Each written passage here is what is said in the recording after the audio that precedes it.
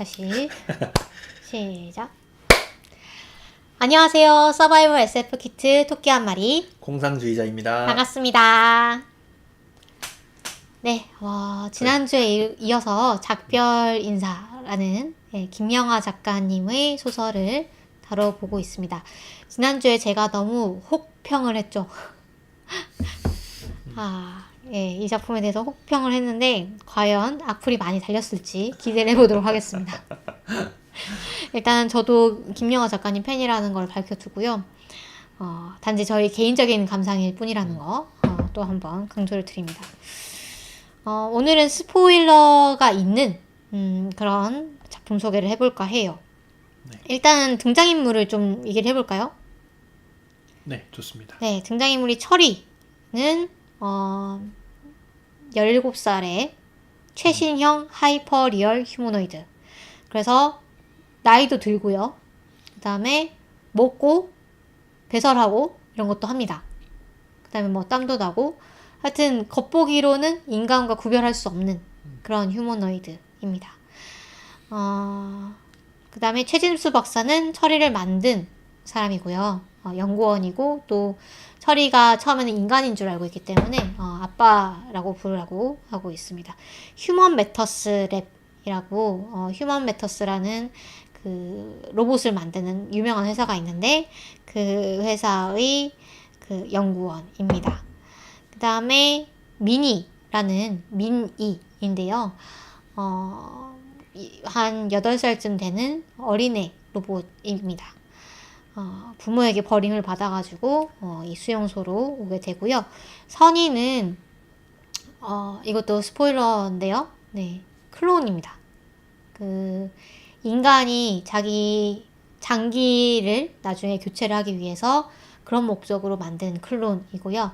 당연히 처음에는 본인이 클론인 줄을 모르고 살다가 나중에 깨닫게 되는 그런 캐릭터입니다. 그래서 그 클론이 되는 모체, 그러니까 자기가 장기를 줘야 되는 그 사람이 죽은 후에 거의 인간이 아닌 인간으로 분류가 되어서 수용소로 오게 되죠. 그리고 이게 네, 불법적으로 만든 거였죠? 그렇죠. 이제는 이 미래가 되면은 이런 클론을 만드는 게 집에서 술 만드는 것처럼 쉬워진다. 이런 얘기가 나와요. 그래서 그렇게 불법적으로 거의 뭐라고 해야 될까요? 불법으로 막 브리딩 하시는 그런 뭐 것처럼 태어난 클론입니다. 그러고 보니까 조금 아이러니하네요. 이 친구가 결국은 유기견 보호소에서 일을 하게 되잖아요. 네. 그렇습니다. 그래서 이 철이가 아빠와 함께 그 휴먼 매터스 랩의 연구원을 사는 곳에서 쾌적하게 살다가 아빠가 이제 홈스쿨링을 하죠. 얘를 홈스쿨링을 하면서 밖에 나가면 절대 안 된다 이러면서 좀 애지중지하게 키우는데 어느 날 철이가 죽은 새를 보고 얘를 묻어줘야겠다라고 생각을 해요. 그래서 아빠가 그래 왜 어쩌다 그런 생각을 했어? 뭐 이런 얘기를 하다가 이제 아빠한테 우산을 가져다 주려고 아빠가 이제 그 밖에 나가면 절대 안 된다 이렇게 신신당부를 했지만 그렇게 말하면 더 나가고 싶을 거잖아요. 그래서 나갔다가 결국 미등록 로봇으로서 잡혀가지고 수용소로 갑니다. 이때만 해도 철이는 본인이 인간이라고 굳게 믿고 있어요. 그래서 뭔가 모종의 오해가 있었을 것이다. 아빠가 찾으러 올 것이다. 라고 생각을 했지만 그렇지 않죠. 여기서 이제 수용소에서 선이랑 미니를 만나는데요. 선이는 인간인데요. 아까 말씀드렸다시피 클론이지만 인간인데 그 속에서 나름대로 살아가는 방법으로서 거래를 하는 그런 능력이 있습니다.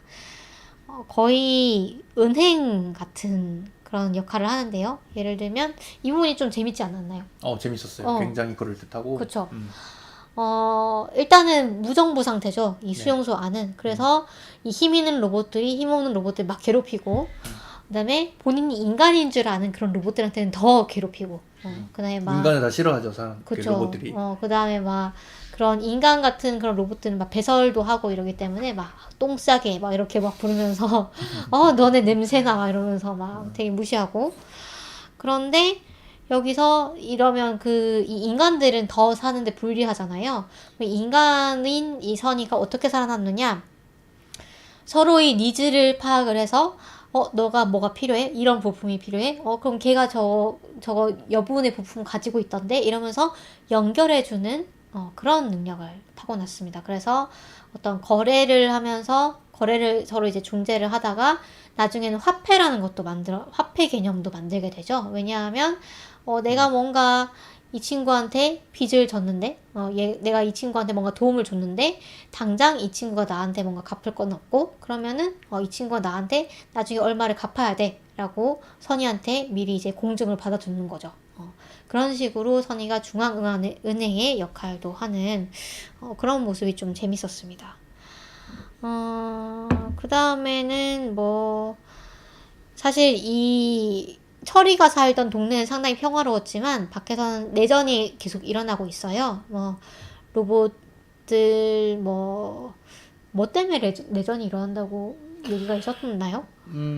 자세하게는 안 나왔던 것 네, 같아요. 그래서 어쨌든 불안한 정세가 있고, 네, 전 세계적으로 네. 자원 같은 거나 기후 문제나 그렇죠. 그런 것들 때문에 전쟁이 났겠죠. 네, 그래서 결국 수용소도 바깥에서 폭격을 맞고 이렇게 부서지고, 거기를 이제 선이랑 미니랑 탈출하게 그다음에 철이가 탈출을 하게 됩니다. 미니는 이제 부모에게 버림을 받았는데요. 영화 AI 아시나요? 그 스티븐 스필버그 네, 저희가 다뤘었죠. 감독의, 네. 그 영화를 생각하시면 됩니다. 딱 그 영화랑 아주 비슷한 정황으로 버려진 로봇이에요. 미니를 처음에는 이 부모가 입양을 했는데 아주 이쁜 그런 모델로 만들어가지고 맞춤으로 제작을 해가지고 입양을 했어요. 그런데 부모들이 금세 질려버린 거죠. 그래서 결국은 벽장 속에 처박아 두고 계속 안 찾다가 나중에는 놀이공원에 데리고 가서 버립니다. 네. 그래서 이 미니를 만든 나라로 찾아가서 다시 이제 기억을 리셋하자 이런 얘기를 또 하기도 하는데요. 어쨌든 그 수용소 안에서 또 재밌었던 게 지금 생각해보니까 로봇들이 인간이 아닌 걸 깨닫게 되는 부분인 것 같아요. 그 로봇들이 그러니까 인간과 똑같이 설계된 그런 로봇들이 본인이 인간인 줄 알고 처음에는 잡혀오잖아요. 네. 그래서 내가 내가 로봇일 리가 없어, 난 인간이야 하는데 막 그 깡패 로봇들이 팔을 이렇게 막 잡아뜯고 너가 이래도 인간이야? 흐흐흐 이러면서 막 팔을 집어 던져버리잖아요. 그래서 팔이 이제 잘린 걸 보니까 단면이 정말 인간이 아닌 거죠. 네. 그래서 막 미니가 막 울고 그럴 리가 없어 이러면서 너무 불쌍한데, 그래서 보면은 이 로봇이 그러니까 자기가 로봇이라는 걸 깨닫지 못하게 하는 기제가 뇌 속에 이제 프로그래밍이 되어 있다 이런 식으로 나오잖아요. 그래서 매번 잘 때마다 이 로봇들은 자기도 합니다. 인간과 아주 닮았기 때문에 자는 동안에 그 기억을 리셋하는 거죠. 네. 제가 읽기로는 흔히 있는 건 아닌 것 같았어요. 자는 로봇은. 아, 네, 그렇죠. 주인공 로봇이 좀 굉장히 특이한 느낌이었고, 그래가지고 그 기계파들이 기계파라고 부르잖아요. 그 겉보기에 로봇처럼 생긴 힘센 애들이 걔가 와가지고 얘 로봇 맞아? 잠도 자는데? 막 이런 식으로 얘기하잖아요. 그런 거 그렇죠. 보면은 잠을 자는 것은 흔히 있는 건 아닌 것 같다. 나중에 철이는 그걸 원망을 하죠. 왜 이렇게 인간처럼 만들어가지고. 내가 인간이 아니라면 왜 굳이 잠을 자는 이런 쓸데없는 기능까지 만들어가지고. 꿈도 꾸잖아요. 그쵸. 꿈까지 꾸고. 어쨌든 간에 그런 내용들, 이 인간과 나중에 예를 들면 로봇 중에서 그 노부부를 보살피던 로봇도 있잖아요. 근데 그 로봇은 워낙에 구형 로봇이어가지고 요즘 나온 로봇들은 막 나이가 들면 늙기도 하고 노화가 되기도 하는데 이 로봇은 워낙에 옛날 로봇이어서 그런 기능이 없는 거예요. 그래서 아주 오래됐지만 아주 젊은 모습을 유지를 하고 있고 그렇지만 낡았어요. 그러니까 늙는 게 아니고 이 친구는 낡았죠. 낡았고 사용감이 있다는 얘기가 나오는데 그런 이제 묘사들 인간과 가까운 로봇은 늙고 인간과 가깝지 않은 로봇은 낡고 뭐 이런 것들이 좀 재미있었습니다. 그 다음에 이제 얘들이 탈출해가지고 어디로 가느냐?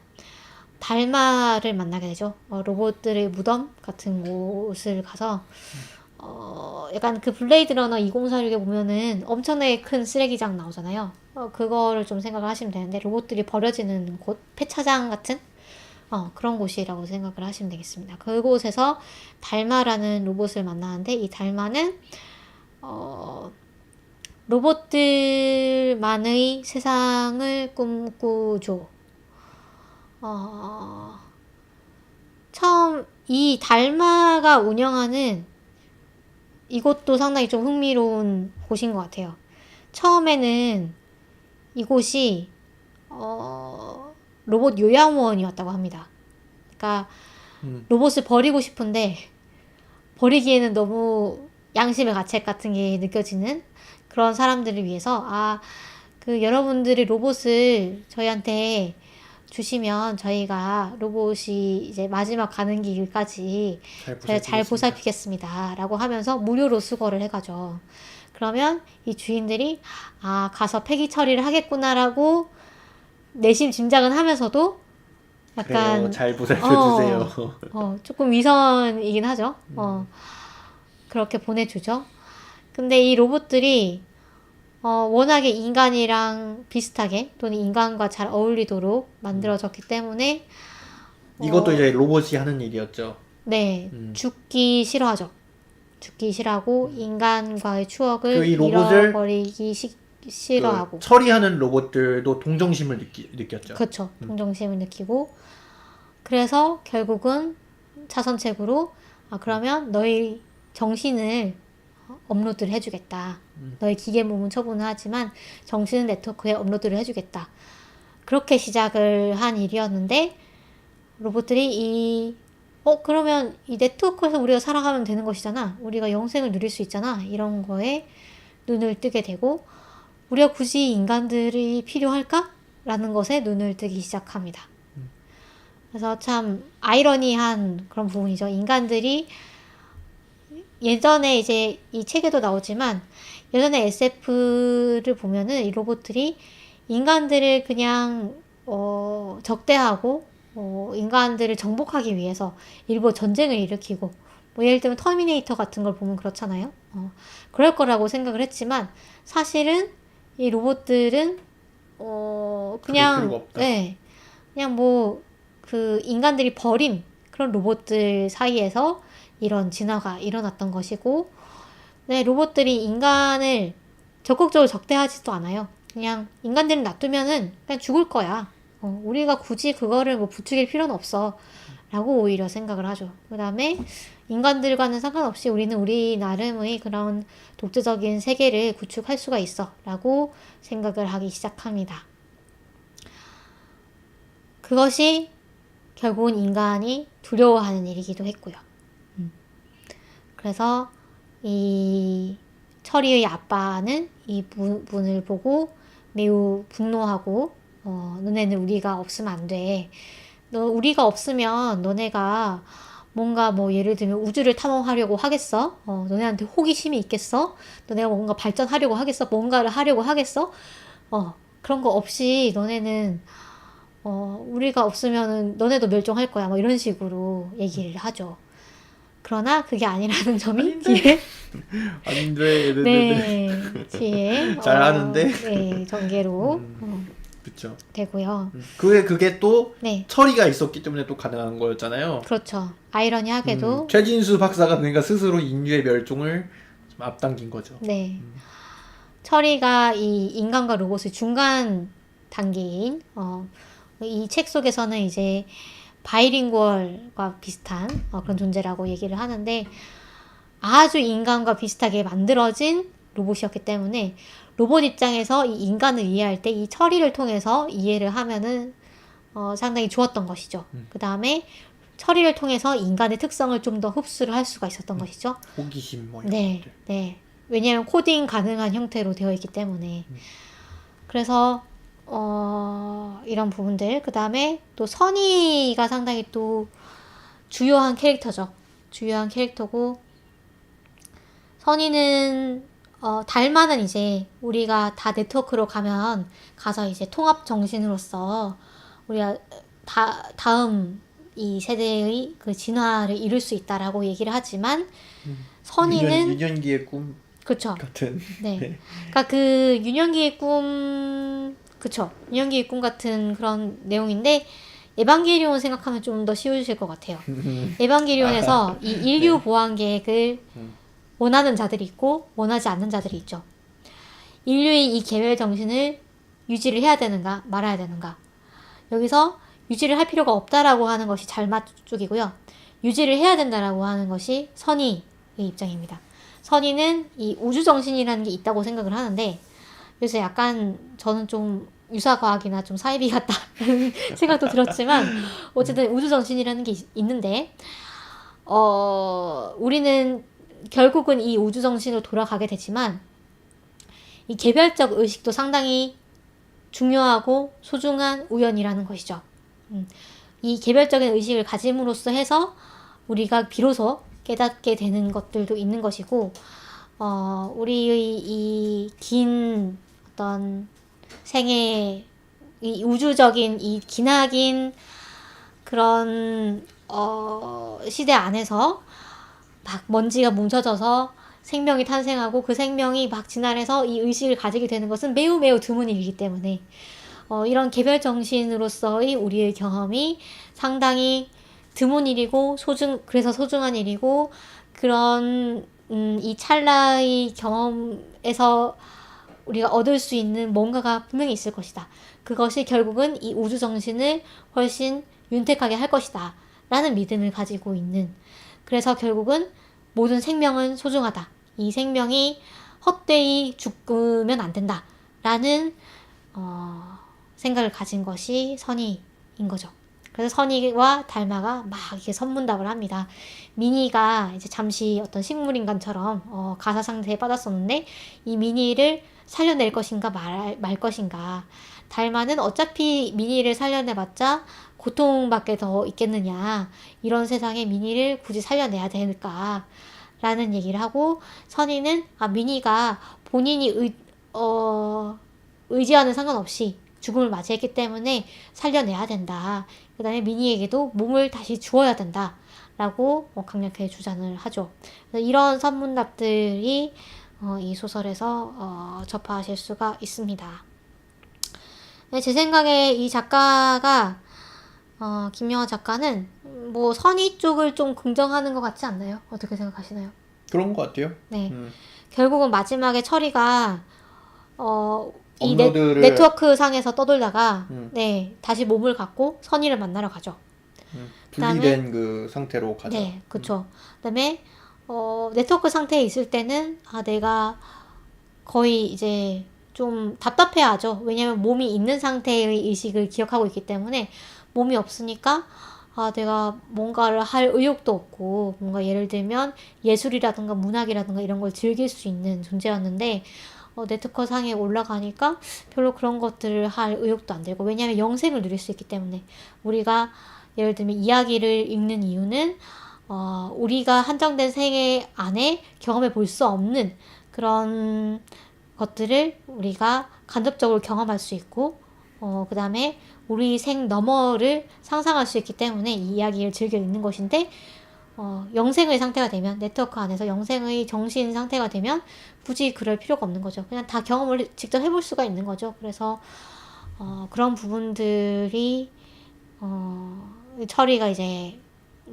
그런 부분들에서 의욕을 좀 잃게 되는데 선의를 우연히 발견하고 이 선의를 만나러 가기 위해서 몸을 얻고 난 뒤에는 다시 어떤 몸이 있어야만 느낄 수 있는 즐거움, 감각, 의식 이런 것들을 다시 깨닫게 됩니다. 그리고 선의는 아주 자연인으로서 나는 자연인이다를 찍고 있죠. 기계 문명이 전혀 없는 곳에서 아주 불편하게 민간요법에 의지를 하면서 살아가고 있죠. 네. 그리고 그런 선의를 보면서 철이도 굳이 이 선의를 수명을 연장을 한다거나 뭐 이렇게 하지 않고 선의의 바람대로 죽음을 지켜봅니다. 그래서 그 다음에는 철이도 이 네트워크로 돌아갈 것인가 아니면 몸을 유지할 것인가의 선택에서 몸을 유지를 하려고 하고요. 결국은 이제 죽음을 맞이하는 그런 줄거리입니다. 그래서 저희가 뭐 생략한 중간중간에 뭐 자세한 내용들이 있으니까요. 또 더 읽어보시면은 또 더 다른 재미를 느끼실 수가 있고요. 그러면 이제 감상을 좀 얘기를 해볼게요. 네. 스포까지 얘기를 했으니까 공상님은 혹시 어떤 부분이 제일 재밌으셨나요? 저는 여기도 나와 있지만 네. 그 수용소 파트가 굉장히 재밌었고 그 속에서 일어나는 사회라던가 그런 것들이 굉장히 재밌었고 네. 그 속에서도 어떻게든 제정신을 유지하며 살아가는 그런 로봇들 이런 얘기도 재밌었고 그리고 뭐 마지막 부분은 분위기가 좀 마음에 들었던 것 같아요. 마지막에 다시 선의를 만나가지고 다시 이렇게 뭐 서로 얘기를 하고 죽음을 기다리고 하는 부분들은 굉장히 좀 낭만적이라고 해야 되나요? 그런 분위기가 굉장히 마음에 들어가지고 네. 사실 어떻게 보면은 그 선의의 어떤 철학이라던가 그런 것들이 굉장히 아까 말씀하셨다시피 좀 이상하다라고 생각될 수도 있잖아요. 네. 그럼에도 불구하고 제가 읽을 때는 좀 불편함이 없이 읽었던 것 같아요. 그래가지고 괜찮았다. 저는 선의가 너무 작가의 오너케 같은 느낌이어가지고 오너케가 뭔지 아시나요? 네네. 그러니까 알죠. 자기의 사상을 페르소나. 말하기 위해 넣은 자신의 이 사상을 대변하는 캐릭터. 왜냐하면 선의는 도덕적인 흠결이 없잖아요. 이 작품에서 최진수 박사는 도덕적인 흠결이 있습니다. 그리고 매우 찌질하게 나오죠. 근데 선의는 그렇지 않아요. 선의는 끝에 이제 죽을 때도 상당히 이제 고고하게 죽음을 맞이하고 항상 좀 고집을 부리기도 하지만 어떤 윤리적으로 대단히 어떤 잘못된 선택을 한 적도 없고 상당히 인간적인, 그러니까 이 소설에서 가장 인간적인 캐릭터죠. 인간적인 캐릭터로 나오고 이 작가가 이 선의를 거의 성인처럼 그리고 있다 라는 인상을 저는 받았어요. 그래서 더 좀 마음에 안 들었습니다. 저는 그 부분 그 최진수 박사가 파멸하는 부분도 굉장히 어떻게 보면은 재밌다고 해야 되나요? 그렇죠. 그 부분은 상당히 현실적이지 않나요? 어쩔 수 없이 그렇게 돼버리는 어떤 인물의 변화라고 느껴져가지고 굉장히 현실적이고 그러니까 세계가 점점 인공지능에게 잠식을 당하죠. 그래서 인공지능 연구도 인간보다 인공지능들이 많이 하게 되고 결국 사람들이 인공지능이 아니고 기계지능이라고 불러야 되지 않냐 이런 얘기까지 나오잖아요. 그런 부분들이 상당히 그럴듯했어요. 그럴듯하고 인간이 만약에 기계에게 어떤 우위를 빼앗기게 된다면 이런 형태가 되겠구나 라는 생각도 좀 들기도 했고요.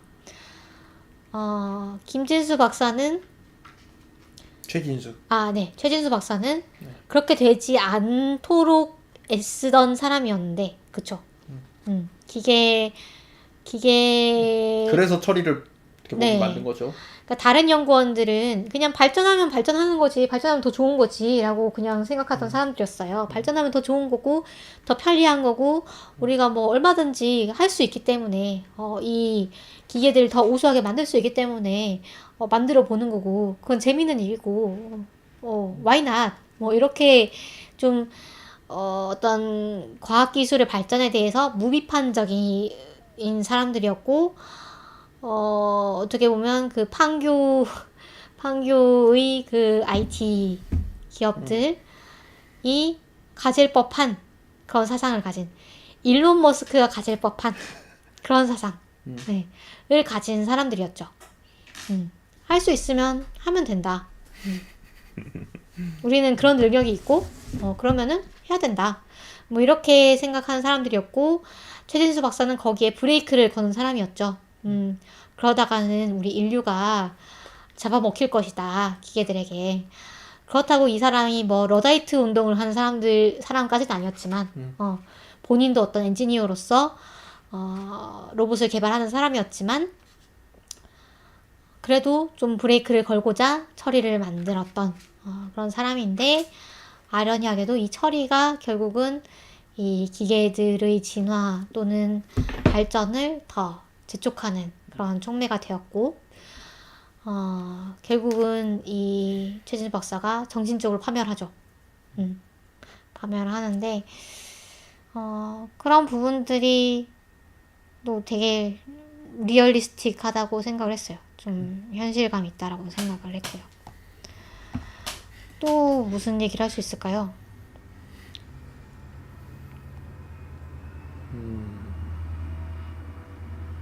그러니까 돌이켜서 생각해 보면은 네. 그 아까 말씀하셨던 선의가 어떤 작가의 페르소나다.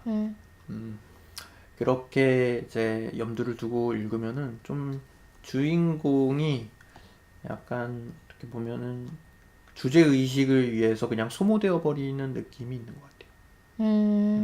그쵸.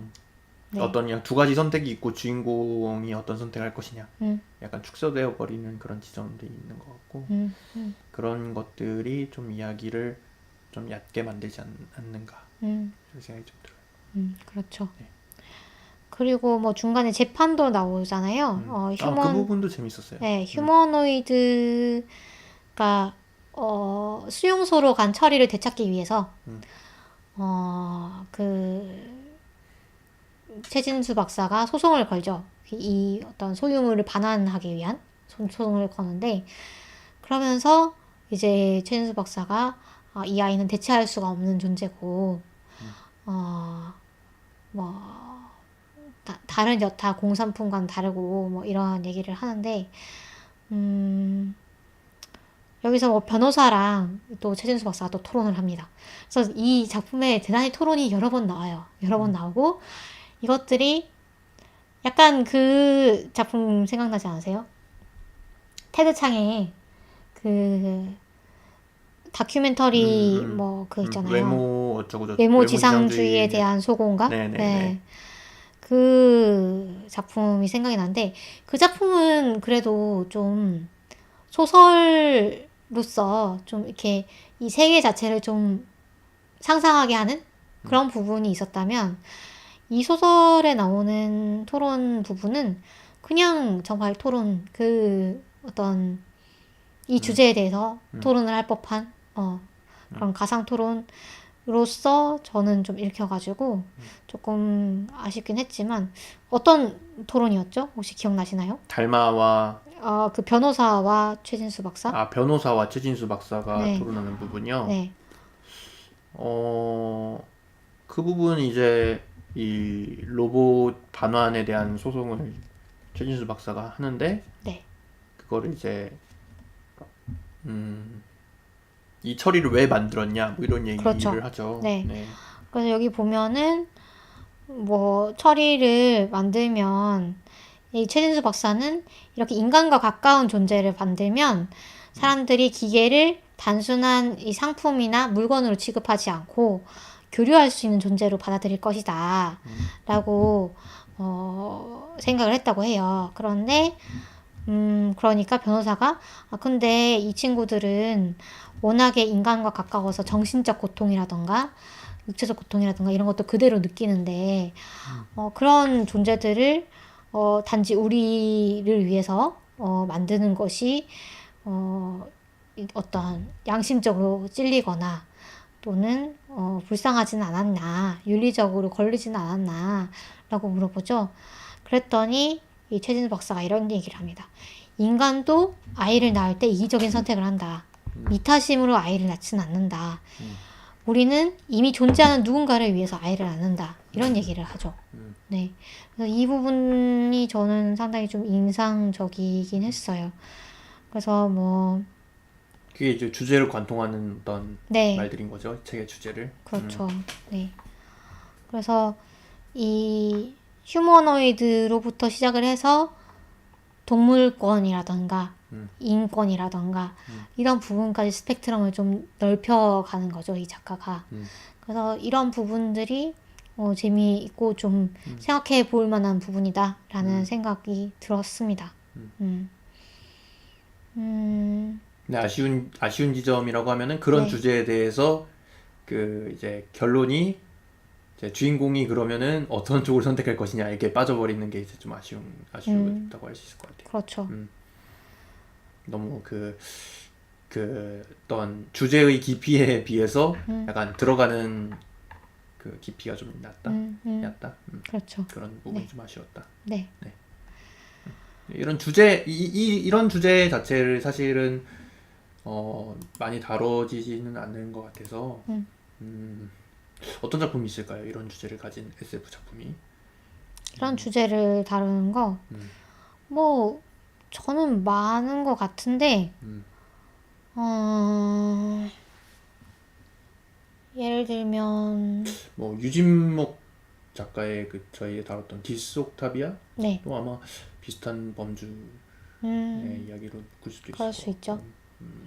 뭐, 클론이 나오는 모든 작품들, 클론. 네, 저희 뭐 아일랜드 그런 네, 영화들. 그리고, 근데 그런 영화들도 보면은 그렇게 그 아일랜드 같은 영화도 보면은 사실은 액션으로 보는 영화지 사실 엄청 깊이 있게 주제를 다루지는 못하고. 그렇죠. 나를 보내지 마, 뭐 이런 거. 나를 보내지 마. 네, 그런 것들, 뭔가, 어디까지가 인간인가, 어디까지를 인간으로 취급을 하고, 그거는 다른 네. 주제잖아요. 그게 아니고 그 태어나는 것에 대한 문제를 저는 이제 태어나는 것에 대한 문제요. 네. 아, 그런 것을 좀 직접적으로 다룬 작품이 저는 잘 생각이 안 나가지고. 음, 나를 보내지 마. 나를 보내지 마가 좀 어떻게 보면은. 근데 그거는 이제 클론에 대한 얘기니까 인간에 대한 얘기는 보통 안 하잖아요. 사람이 태어나는 것에 대해서 사실 우리가 질문 잘 안 하잖아요. 사람은 왜 아기를 낳는가? 뭐 이런 거예요? 아니면 사람은 왜 그렇죠. 태어나는가? 왜 우리가 사람을 살려야 되는지에 대한 질문도 여기서 하잖아요. 네. 사람을 죽어가는 사람을 우리가 살리는 것이 뭐 윤리적으로 맞는가 이런 얘기도 사실 하는 거잖아요. 어떻게 보면은. 안락사 문제죠, 사실. 그렇죠. 안락사 문제이기도 하죠. 그런 문제는 사실 저는 그렇게 많이 다뤄졌다고는 사실 어떻게 보면은 이게 좀 최근에 저희 터부시되는 주제인 것 같기도 하고요.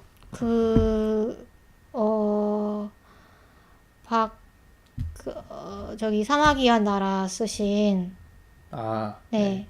그분이 쓰신 작품이 그렇잖아요. 죽음을 기다리는 사람들의 그런 뭐라고 해야 될까요?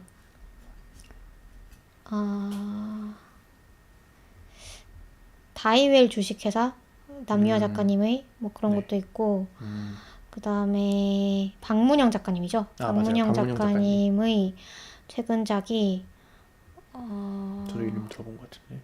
네. 그 작가님 최근작이 죽음을 다뤘죠. 네. 그 주마등 임종 연구소. 네. 이것도 죽음을 직접적으로 다뤘고요. 저는 뭐 찾아보면 많을 거라고 생각합니다. 네. 지금 당장 떠오르지 않아서 그렇지. 근데 이제 그러니까 이 소설에서 말하고자 하는 답은 그러니까 우리가 왜 태어났는가에 대한 답은 결국 선의의 말이잖아요. 그렇죠. 네. 그 부분이 아쉽다. 네. 이렇게 되는 거죠. 과연 그걸로 납득이 되는가? 그게 당신들이 납득이 됐습니까? 네. 제 생각에는 작가도 잘 모르기 때문에 네. 나오는 문제가 아닌가 싶어요. 그래서 사실 소설에서는 답을 제시하면 안 된다고 그렇죠. 저는 생각을 그렇죠. 해요. 그렇죠. 네. 모르는 것에 대해서 얘기를 네. 해야 되는, 그러니까 모르는 지점에 대해서 네. 그렇게 표현을 해야 되는데 사실 그게 그렇게 말처럼 쉬운 부분은 아니잖아요. 물론 그렇긴 한데, 음. 그래서 우리는 어떻게 생각해야 되는가까지 가면 되는 것이지, 이렇게 답을 알려줘 버리면, 그러면 이제 소설 같지 않은 갸우뚱할 수도 느낌도 있고. 들고, 네. 음. 그런 부분이 있습니다. 그 다음에, 그러면 제가 네. 이 작품 읽으면서 막 SF 작품들이 엄청 많이 생각났다. 뭐 이렇게 네, 얘기를 네, 했잖아요. 네. 어, 수전공 저도 생각났어요. 네, 수전공 네. 얘기가 이제 그 스티븐 일단, 스필버그의 일단은 네. 영화 AI에서 영향을 받은 부분을 한번 얘기를 해볼게요. 네. 한두 가지가 아닌가요? 네. 일단은 민이가 이제 어릴 때 그 입양이 됐고, 그 부모에게 그다음에 버려진 그 아이 모양 로봇이라는 것. 그리고 자기가 태어난 곳으로 돌아가려고 하잖아요. 그렇죠. 그것도 이제 AI하고 네. 이제 똑같은 설정이죠. 네. 그 다음에 여기 보면은 내 생각에는 이 정도 되면 일부러 오마주를 하신 게 아닌가. 그쵸. 오마주인가 싶기도 한데 작가의 말에도 딱히 뭐 그런 얘기는 없어가지고. 그 다음에 그 수정공 얘기 여기 보면은 이제 AI가 갇혀 있는 수정공에 대한 얘기가 나오잖아요. 네. 여기서 그 이 AI 그 영화에 보면은 다하라 박사라고 닥터 노우라는 예. 다하라 박사라고 번역이 되었. 그렇게 예, 그런가 봐요. 아니면 어허. 척척 박사인가? 모르겠네요. 어쨌든 이 박사가 나오잖아요. 그런 것도 조금 생각이 나고 그 다음에 또 그 아까 채팅으로도 말씀하셨고 저도 언급을 했지만 가즈오 이식으로의 나를 보내지 마도 확실히 생각이 났습니다. 왜냐하면 클론 선의가 등장하잖아요. 선의가 등장하고 이 클론의 목적이 이제 장기를 주기 위한 그런 목적이었고 그 다음에 이 선의가 원래는 이제 자기가 클론이라는 거 모르고 자랐다가 나중에 이제 입양이 되고 그 원본인 사람한테 좀 학대를 당하기도 하고 이런 부분들. 그 다음에 또 켄 리우의 싱귤레이티 트릴로지라든가 영화 루시, 그 다음에 그 다음에 유년기의 끝, 엔드 오브 에바 등등등등에서 나오는 이 집단 지성으로 진화하자, 뭐 또는 개별 존재로 남자, 뭐 이런 내용들.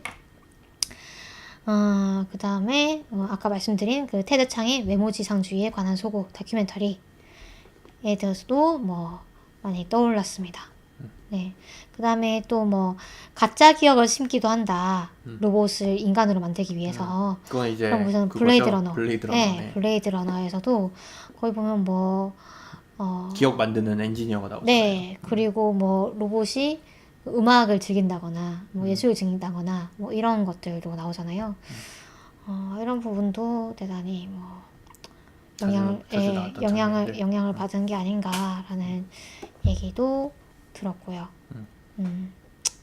그다음에 또 이거는 그냥 좀 여담인데 신선했던 표현이 신선이라는 표현이었습니다.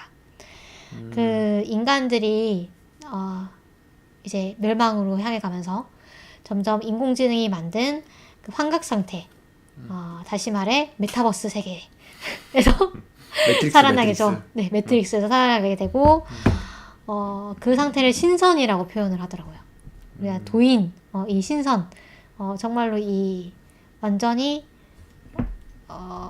이 세상에서 뭐라고 해야 될까요? 이 세상의 고통에서 벗어난 그런 열반이라고 해야 될까요? 하여튼 그런 상태가 되어서 멸종을 한다.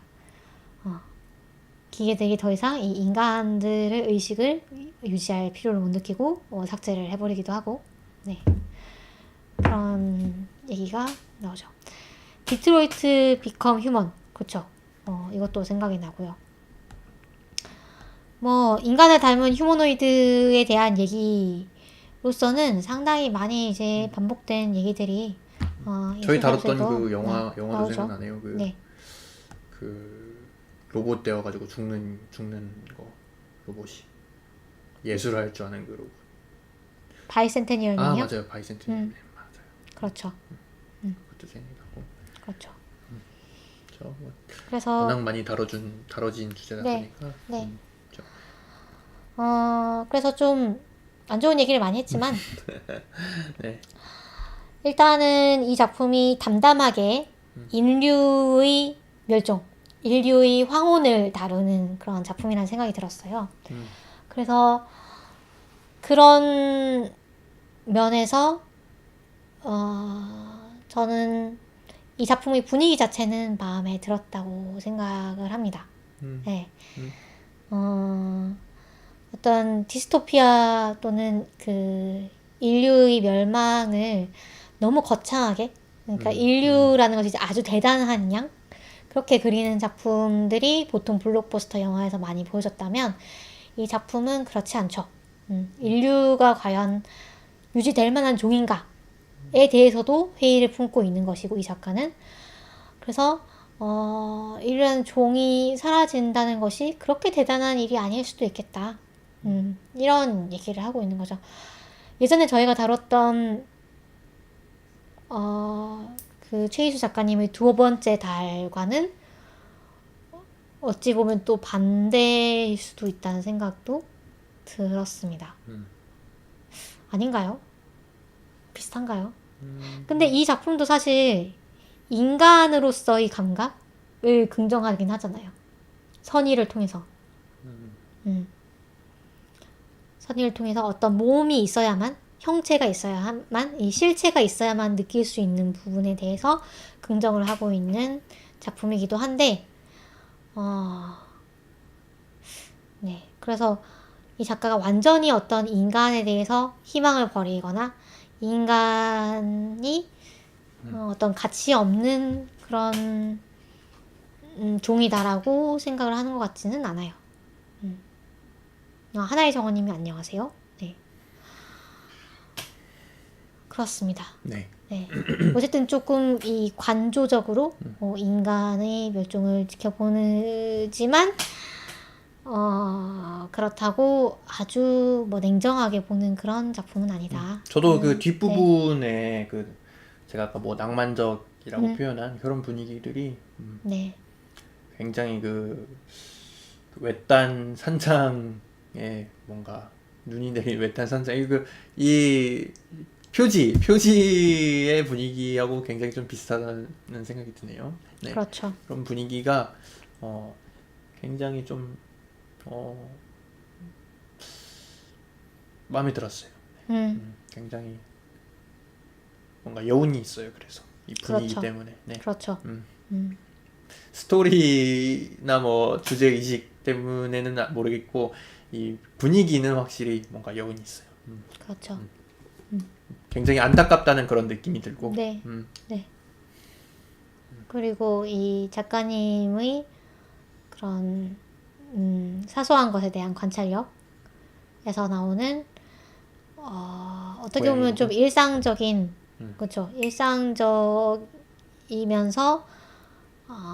좀 피부에 와닿는 그런 표현들 그리고 또 약간 촌철살인으로 느껴지는 그런 부분들도 꽤 있습니다. 그래서 김미아 작가님의 그런 특유의 문체 분위기 이런 것들 좋아하신다면 또 재미있게 읽으실 수도 있는 작품인 것 같습니다. 네, 그러면 저희 방송 여기까지 하면 네. 마무리하면 될 것 같습니다. 네, 저희 방송 좋습니다. 어디서 만나실 수 있나요? 저희 방송 팟빵, 아이튠즈 팟캐스트, 유튜브 그리고 흐름드 살롱에서 들으실 수가 있고요. 네. 그다음에 페이스북, 트위터, 인스타그램 네. 인스타그램을 통해서 저희가 소통을 하고 있습니다. 네.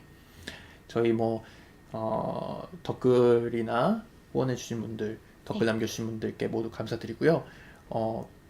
어떤 작품을 다뤄줬으면 좋겠는지 그런 것들 자유롭게 저희 방송에 남겨주시면 저희가 또 고민을 해보겠습니다. 네. 기약은 할 수 없지만. 네. 네.